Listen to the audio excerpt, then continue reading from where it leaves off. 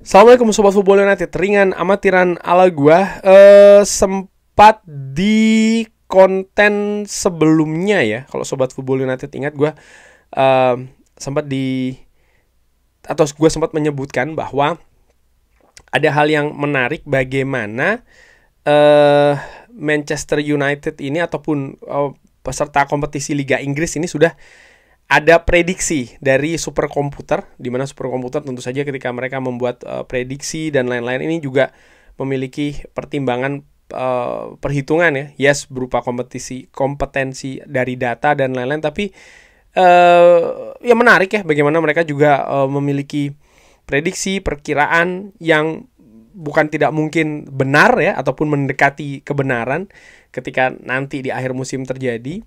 Nah, saat ini untuk musim 2025-2026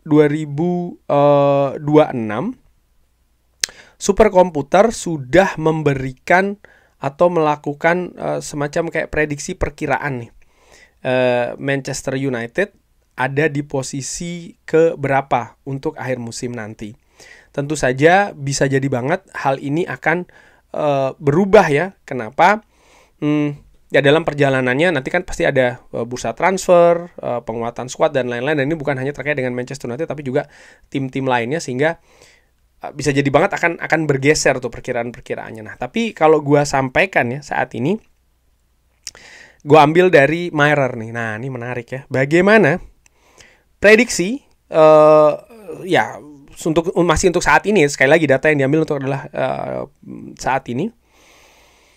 Liverpool ini diprediksi akan menjadi juara Liga Inggris di musim 2025-2026, dengan Arsenal dan Manchester City ini mengikuti di belakangnya dengan selisih poin yang tidak terlalu jauh, kurang lebih hanya 3 sampai 4 ya, 3, sekian sampai 4 nih.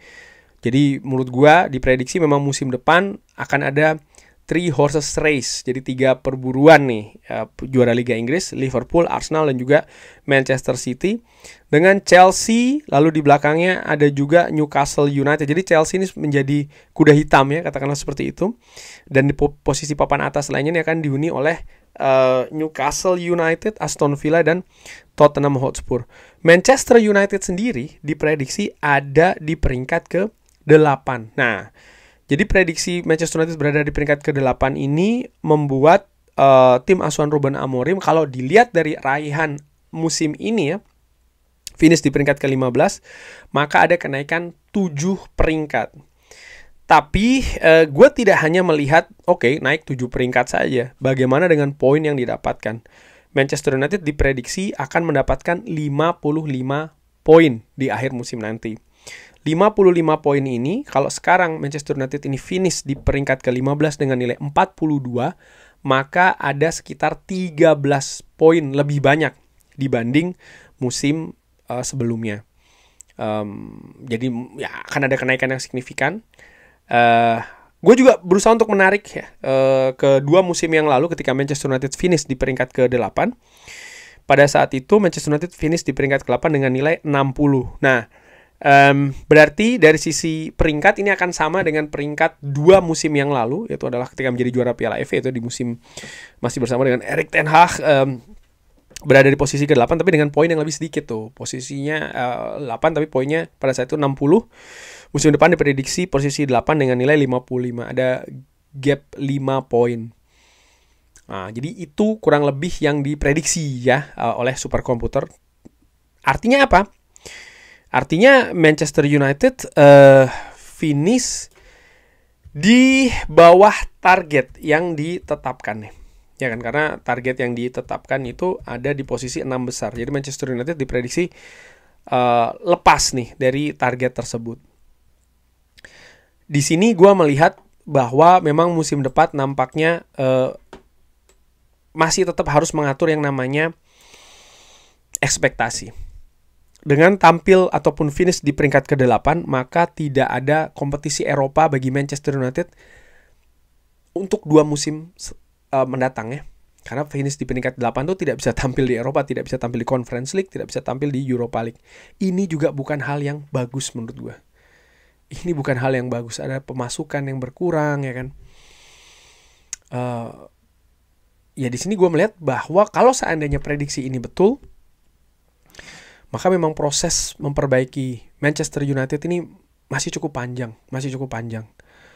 Apakah ini bisa misalnya dirubah keadaan ini? Ya seperti gue katakan tadi di awal, salah satu faktor terpenting yaitu adalah recruitment. Salah satunya ya. Kalau Manchester United bisa bergerak secara cerdik, tepat, dan juga cepat ya di bursa transfer musim panas ini, ya bisa jadi kalkulasi ini, prediksi ini akan berubah lagi. Dan mungkin bisa jadi mendekati kebenaran. Misalnya Manchester United diprediksi finish di peringkat teratas lagi, itu bisa juga terjadi. Lalu kesulitan dari manajemen, misalnya posisi-posisi yang saat ini masih kosong ya, karena banyak juga kan posisi-posisi yang ditinggalkan oleh nama yang menghuni sebelumnya. Gue bukan hanya berbicara terkait dengan sporting director, tapi juga tim analis dan lain-lain. Itu kan banyak beritanya ya, memang meninggalkan Manchester United ini seperti apa gitu kan, harus diganti juga, harus dicari nama baru. Ini seperti apa perekrutannya di musim panas. Jadi bukan hanya soal pemain aja gitu, ada banyak hal yang harus diperbaiki. Kalau ini bisa dikejar, ya ada peluang Manchester United bisa finish di posisi yang lebih tinggi daripada posisi nomor 8. Hal yang tidak bisa juga diremehkan adalah Manchester United mengkonsolidasi nih ya secara internal, melakukan perbaikan nih, rekrutmen, staff, pemain, yes. Tapi bagaimana dengan tim lain? Kalau tim lain juga melakukan hal ini bahkan lebih baik daripada Manchester United, ya ini akan menjadi tantangan yang berat ya di musim depan. Karena kalau gue lihat misalnya tim seperti Nottingham Forest diprediksi akan turun peringkatnya ya. Lalu tim seperti Tottenham Hotspur diprediksi bahkan akan meningkat posisinya. Gue juga melihat misalnya tim seperti kayak Brentford juga memiliki peluang untuk bisa menyodok lebih tinggi misalnya. Ataupun juga Crystal Palace ini punya peluang untuk bisa lebih tinggi juga. Jadi ya persaingan tidak akan mudah bagi Manchester United. Apalagi kalau Manchester United ingin untuk bisa menyodok lebih tinggi nih, sampai dengan ke posisi ke-6 besar. Saat ini atau dari superkomputer ya, diprediksi 6 besar itu akan diduduki oleh Liverpool, Arsenal, Manchester City. Menurut gue itu sudah tempatnya tersendiri ya. Bahkan dengan Chelsea, 4 ini menurut gue ada di papan atas. Tapi Newcastle, Aston Villa, dan juga Tottenham Hotspur mungkin ini yang bisa lebih dikejar oleh Manchester United. Dengan catatan itu tadi, Manchester United juga harus melakukan perbaikan, konsolidasi. Bukan hanya pemain ya di sisi rekrutmen, tapi juga staff, faktor-faktor support pendukung lainnya. Ini juga penting untuk dilakukan. Terakhir, ya gue harus atur ekspektasi sih. Harus atur ekspektasi betul untuk Manchester United musim depan. Yes, musim lalu Manchester United finish di peringkat ke-15. Musim yang buruk, musim yang untuk dilupakan. Tapi bukan berarti musim depan Manchester United juga akan langsung menjulang begitu ya, berada di posisi yang Liga Champions atau bahkan perburuan gelar juara. Nampaknya masih belum seperti itu dari perkiraan superkomputer. Ini hal yang bagus sih menurut gue ya. Paling tidak dari bagaimana gue melihat diri gue sendiri. Jadi untuk aktur ekspektasi betul untuk Manchester United, sehingga kita tahu nih posisi klub ini sebenarnya ada di mana. Harapan kita ya kita sesuaikan daripada perkiraan tersebut, sehingga kalaupun ada kekecewaannya tidak terlalu besar. Di sisi lain juga bisa, mungkin dalam tanda kutip ya, menurut gue cara yang namanya bisa lebih objektif juga nih dalam berharap Manchester United ada di mana musim depan. Tapi bukan cuma itu, tapi turunannya juga. Ketika Manchester United misalnya menjalani pertandingan, mungkin masih ada inkonsistensi penampilan, inkonsistensi hasil. Itu masih sangat mungkin terjadi sih untuk Manchester United perjalanan di musim depan dari apa yang diprediksi superkomputer kali ini.